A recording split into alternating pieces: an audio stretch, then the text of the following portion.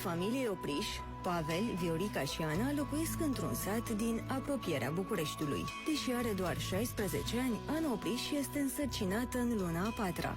Ea nu prea mai poate ascunde sarcina și se teme de reacția părinților săi. Te mai fuți mult pe la oglindă? Hai că trebuie să fac curat în baie. Hocăiesc imediat! Ia uite ce burtă ai. Când te-ai îngrășat așa? Nu sunt grasă, sunt doar balonată. Mă doare burta. Ia. Ce vrei? Nu cumva ești gravidă? Lasă-mă!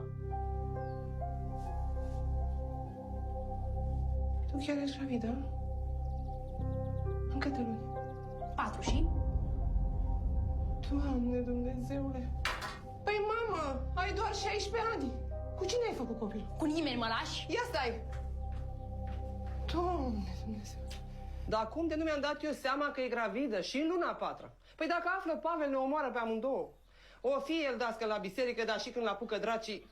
Și ce să zică lumea? Că de aflat se află imediat. Ce să mai? Trebuie să aflăm cine e tatăl și se mărită, asta e.